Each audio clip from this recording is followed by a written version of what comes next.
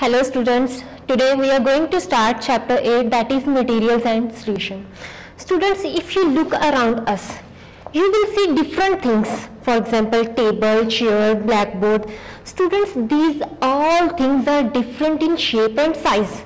But the common thing in between is that they all having some weight and occupy space.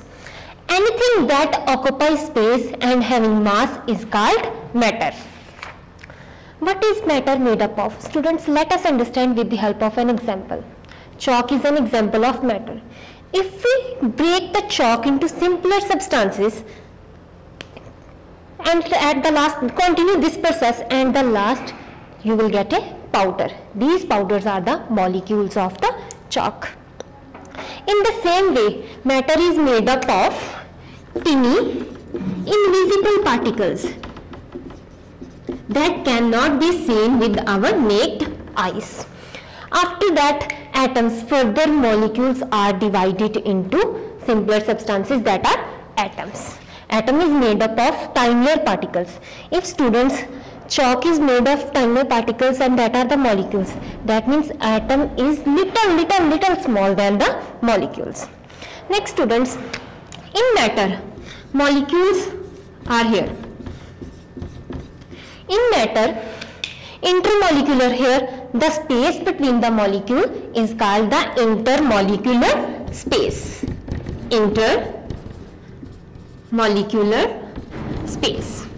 And the force of attraction, if we provide the heating, then the particles collide with each other. This is called the force of attraction. Next student, states of matter. States of matter can be divided into three states: solid, liquid and gases. Students, in solid, molecules are tightly packed. Solid is a rigid body. For example, this duster is the example of the solid. This is a solid because this is a rigid body. Next one is the liquid. Students, in liquid, there is a space between the molecules as compared to the solid.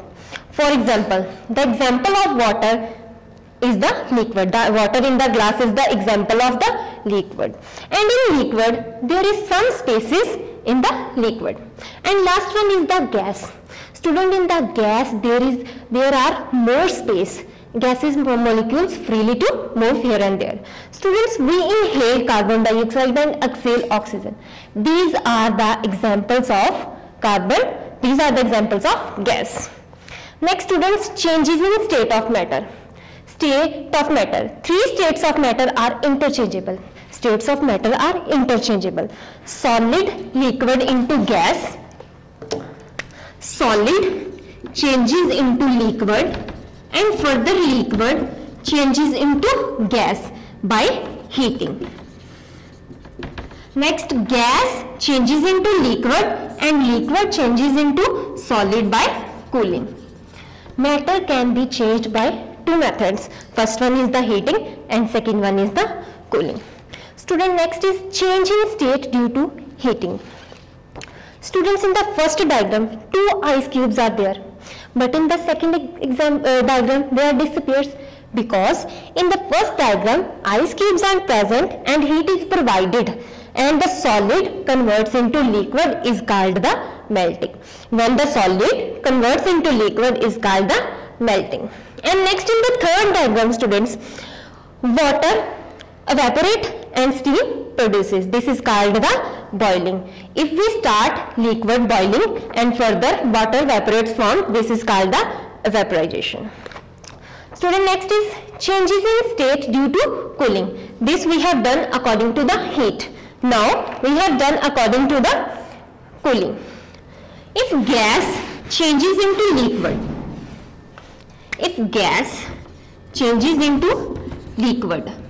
is called condensation.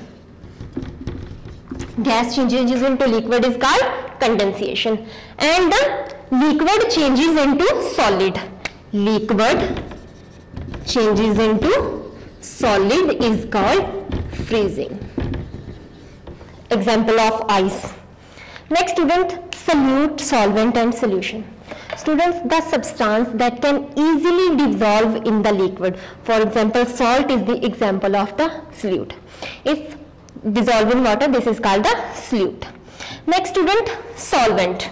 Solvent is a solution in which solute can dissolve easily. Let us understand with the help of an experiment.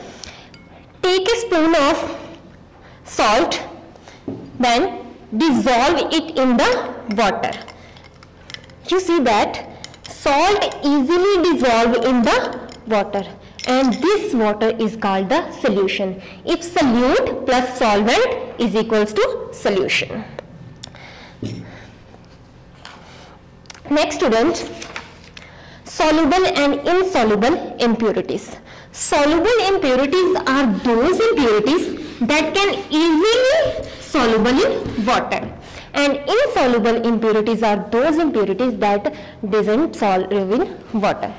For example, salt, sugar are the examples of the soluble impurities because they can easily dissolve in water.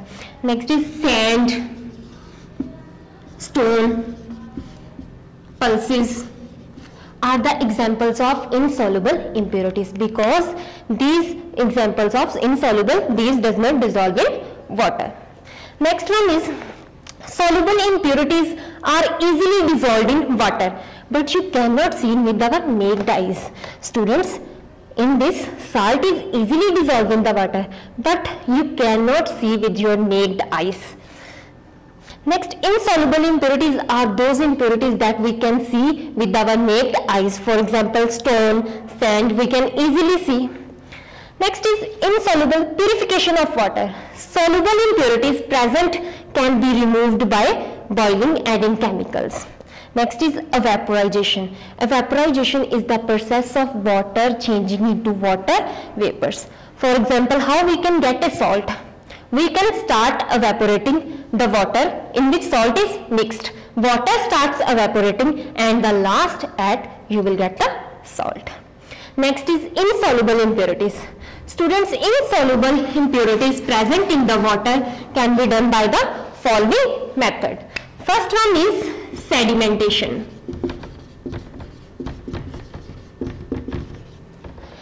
Sedimentation is a process in which insoluble impurities present in the water get them some time to settle down, and after you will get the pure water. Next is decantation.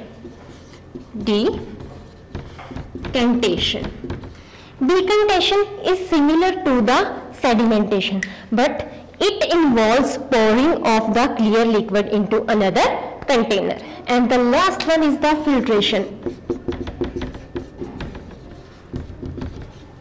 Students, filtration is the process in which insoluble impurities present in the water can be removed. For example, in your home, your mother used a strainer to straining the leaves of the tea. In the same way, how we can purify the water by filtration? By using butter paper, by using the sterilizing.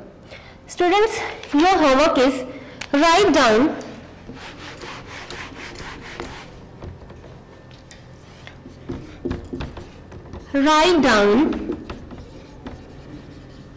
keywords in your notebooks and try to solve. Tick the correct option, true, false, and blanks. Thank you.